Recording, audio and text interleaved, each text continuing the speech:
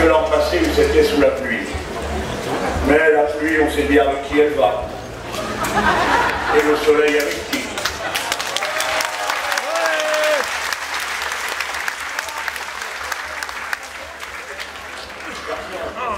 Donne-moi mes lunettes, s'il te plaît.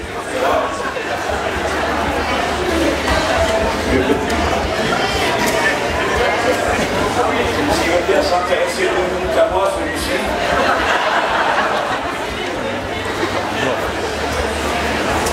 Alors, ah ben voilà. D'abord, vous voyez que je suis là.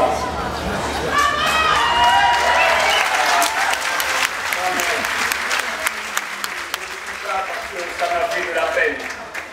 Il y en a parmi vous qui m'ont envoyé des messages, ils croyaient que j'étais malade. D'autres ont cru ce qu'ils ont lu dans les journaux, que je partais à la retraite, je le dis la vérité, mais non, je ne pars pas encore.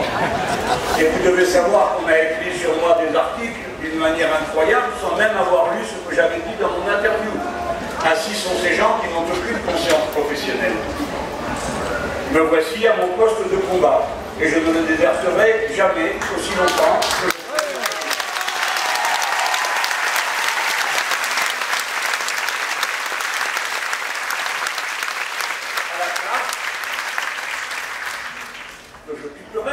Il faut savoir, dans la vie, être à un endroit et puis ensuite à un autre. Il y a des saisons. Et je suis comme tout le monde. C'est-à-dire que je suis irremplaçable. Un militant de gauche, c'est irremplaçable, mes camarades. Ça prend des années à fabriquer la conscience d'une femme ou d'un homme qui va savoir toute sa vie rester droit, y compris dans les pires épreuves, celle de son existence personnelle et celle du peuple avec lequel il est uni de cœur et d'esprit. Les militants de gauche sont irremplaçables. Et c'est pourquoi je m'adresse à ceux qui entrent dans le combat à cet instant. Vous avez attrapé le virus et mon rôle est de vous le coller pour toute la vie. Toute la vie. Quoi qu'il arrive. Alors on me dit, ah, mais vous quittez le front de gauche. Ah bon? Mais ceux qui disent ça disent des choses insensées. J'ai été le candidat commun du front de gauche. Le front de gauche, c'est moi aussi. Par conséquent, il n'y aura pas de soustraction, il n'y aura que des additions. Et je vais vous parler aujourd'hui du mouvement 6e République. J'en demande pardon à tous ceux qui sont debout dans la chaleur.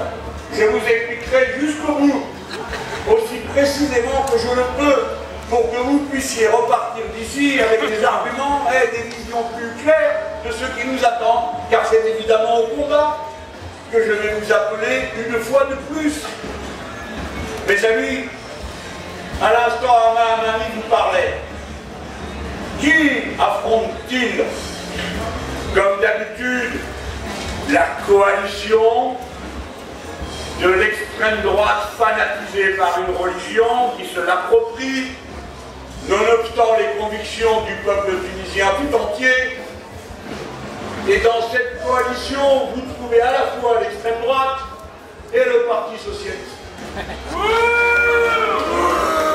Ah, mais moi je veux que vous sachiez, vous ne le savez peut-être pas, mais nous, qui affrontons-nous? Les mêmes. Nous aussi, nous affrontons l'extrême droite, alimentée par un calcul épouvantable de quelqu'un, le président de la République, qui est à lui-même sa propre fin, et mettant en place tous les éléments, rêvant d'un second tour où il n'aurait rien à faire, ça tombe bien, c'est ce qu'il fait le mieux, et où il lui suffirait de figurer en face de l'extrême droite pour que aussitôt, comptant sur votre bonne foi, votre conscience républicaine, vous soyez obligés de le soutenir. Voici le piège abominable duquel il faut tirer la patrie républicaine. Et nous tous. C'est pourquoi j'ai avancé, mais ce n'est pas nouveau pour vous, les gens du front de gauche, l'idée de la 6e République. Pourquoi? D'abord parce que nous devons penser sans cesse que nous sommes comptables d'une grande force. celle que nous avons rassemblée ensemble en 2012, 4 millions de nos concitoyens, portant leur suffrage du côté que nous leur proposions. Et cette force, si l'on en juge par ceux qui d'habitude servent de référence aux mêmes personnes, c'est-à-dire les sondages, cette force est toujours là, qui nous crédite de 10 à 11%. Dans le cas d'une élection qui viendrait maintenant, nous sommes comptables de cette force, non pas pour nous-mêmes, pour nos partis, pour nos drapeaux, qui ont leur importance. Nous n'aurions rien fait sans nos partis et sans nos drapeaux. Mais nous en sommes responsables devant plus grand que nous, qui est l'histoire de notre pays et de la possibilité qu'il a d'occuper sur la scène du monde la place inouïe qui est attendue de lui partout dans les cœurs des femmes et des hommes qui regardent avec stupeur le soir des élections apprendre que le parti qui est en tête c'est celui de l'extrême droite et qui comme nous ne reconnaissent pas le visage de leur amour, la France de la liberté, de l'égalité, de la fraternité. Mes amis, mes camarades, dans la bataille de l'élection de 2012, nous avions au cœur le mot d'ordre de la 6e République. Vous souvenez-vous que quand vous vous êtes avancés par milliers et milliers vers la place de la Bastille, le saviez-vous? Vous marchiez derrière un immense catafalque sur lequel était écrit 6e République. Lorsque vous avez marché sur la place à Toulouse, la place du Capitole, lorsque vous étiez sur la place du Prado à Marseille, lorsque vous êtes venu le 5 juillet dernier, c'était sous la bannière de la 6e République. Nous ne sommes pas des gentilles petites filles et des petits garçons qui oublient en cours de route leurs tâches, leurs objectifs politiques. Refonder la République, c'est davantage que changer le numéro d'une constitution. Écoutez-moi bien, vous autres qui aimez la compréhension profonde des phénomènes de l'histoire auxquels je vous appelle.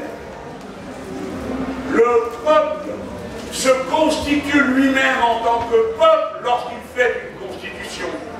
Ce qui est une multitude éparpillée de cas, de situations personnelles, devient un peuple au moment où il entre dans le processus constituant, c'est-à-dire qu'il décrit les droits qu'il se reconnaît à lui-même, les règles qu'il impose à toute la société, la forme que prend la règle du jeu de la discussion.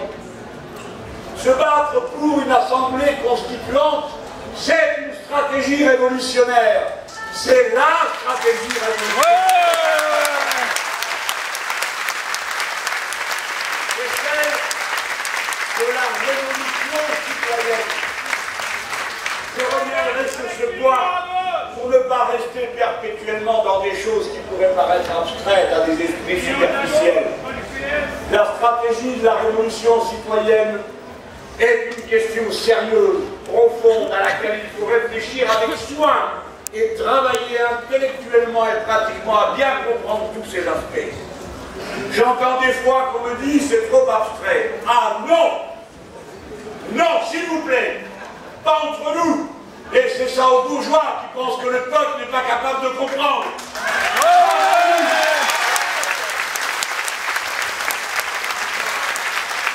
Ne venez pas me chercher des coups dans la tête. Vous voulez être communiste, c'est pas compliqué, le communisme a expliqué. Vous voulez la lutte contre le changement climatique, il y a un gouvernement mondial, c'est pas compliqué d'expliquer ce qu'est le changement climatique. Vous voulez que la France occupe une autre place et construise un autre ordre du monde, c'est pas compliqué. C'est plus simple de comprendre qu'on change la règle du jeu, parce qu'aujourd'hui elle favorise le pouvoir absolu d'un homme par-dessus le marché inepte. Mais le système qui donne tous